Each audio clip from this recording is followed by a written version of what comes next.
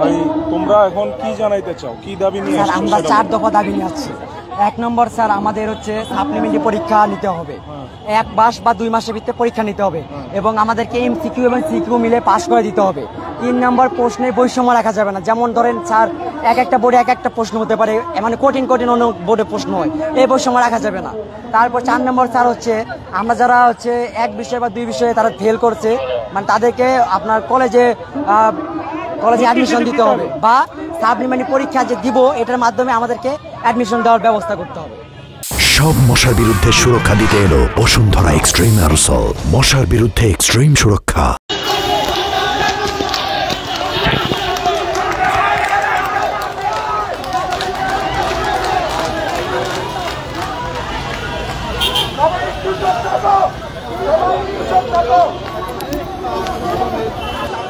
HSC 25 বছর শিক্ষার্থীরা অভিমুখে রওনা হওয়ার দিকে দেখতে পাচ্ছিলাম পুলিশের বাধার মুখে পড়েছে। সামনে 17 তারিখ সকালে তারা আমাদেরকে দুপুরের পর একটু আগে আমাদের ডাক দিয়েছিল এবং বলে এটা আমাদের বোর্ড থেকে কোনো কার্যকর হবে না, কিন্তু তোমাদের পক্ষ থেকে শিক্ষা মন্ত্রণালয়ে আমরা এটা পেইড করেছি এবং এটা সময় লাগতে পারে কিংবা হতে পারে কিনা এটা তারা শিওর জানে না বাস্তবায়ন হবে কিনা। কিন্তু স্যার আমাদের এগুলো যৌক্তিক দাবি, আমরা পূরণ করা না, আমাদের পূরণ যতক্ষণ না হবে আমরা রাজপথ ছাড়বো না। একটু কথা বলি। জি স্যার। তোমরা কি আমি আরো কথা বলি না ভাই, তোমরা এখন কি জানাইতে চাও, কি দাবি নিয়ে? স্যার আমরা 4 দফা দাবি নিয়ে আসছি।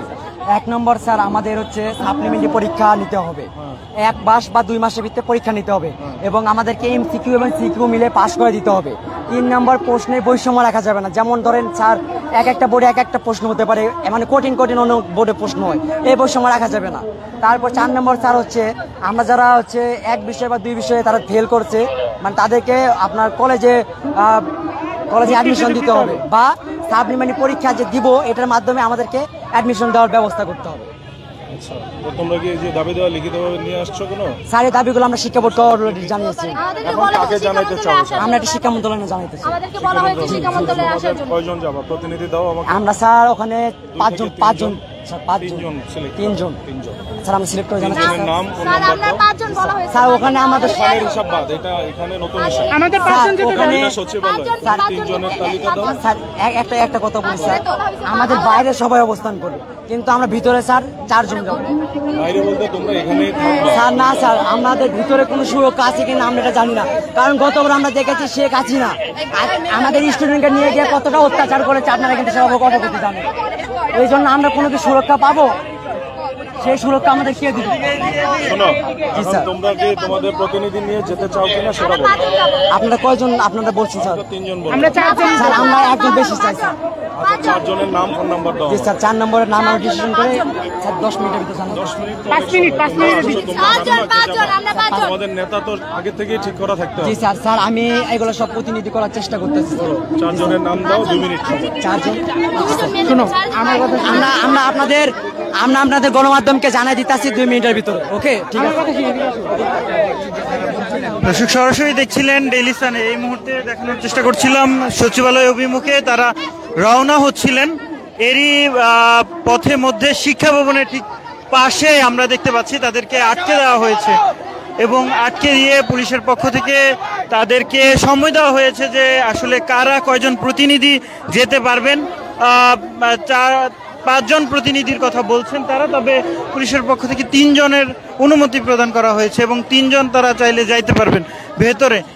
এবং এই মুহূর্তে তারা প্রতিনিধি ঠিক করছেন এবং শিক্ষা ভবনের পাশে তারা অবস্থান করছেন এবং সচিবালয়ে তারা যাবেন বলছেন দেখছেন।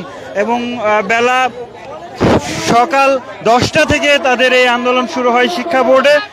এরপরে তারা 2:30টারও পরে শিক্ষা বোর্ড থেকে সচিবালয় অভিমুখে রওনা দেন এবং সেই বিক্ষোভ মিছিল নিয়ে যখন রওনা দেন শিক্ষা ভবনের ঠিক পাশেই তাদেরকে আটকে দেওয়া হয় পুলিশের পক্ষ থেকে ব্যারিকেড দিয়ে এবং তারপরে তাদের কাছে জানতে চাওয়া হয় কারা আসলে সচিবালয়ে যাবেন এমন জানতে চাওয়া হয়। তারপরে তাদেরকে সুযোগ দেওয়া হচ্ছে, তারা নিজেদের মধ্যে আলাপ আলোচনা করছেন কারা আসলে ভেতরে যাবেন এবং শিক্ষা উপদেষ্টার সাথে কথা বলবেন এমনটাই তারা জানিয়েছেন। একটু জানিয়ে রাখি যে 2025-এর যে এইচএসসি পরীক্ষার রেজাল্ট দিয়েছে সেখানে 6 লাখেরও বেশি অনুত্তীর্ণ হয়েছেন, পরীক্ষায় বেশিরভাগই ফেল করেছেন এবং সেই সব শিক্ষার্থীদের পক্ষ থেকেই রাজধানীর বিভিন্ন শিক্ষা প্রতিষ্ঠানের শিক্ষার্থীরা আজ জড়ো হয়ে শিক্ষা বোর্ডে পাশের দাবি জানান এবং তারা 4 দফা দাবিতে ঐক্যবদ্ধ হন এবং সেই দাবির পরিপ্রেক্ষিতে আন্দোলন চলছিল।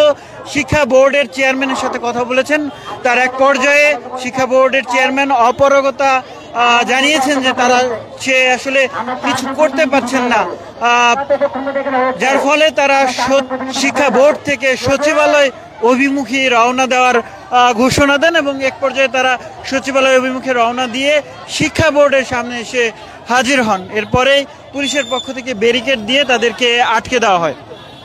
For more updates, follow us on Facebook, subscribe our YouTube channel, get the latest update on www.daily-sun.com.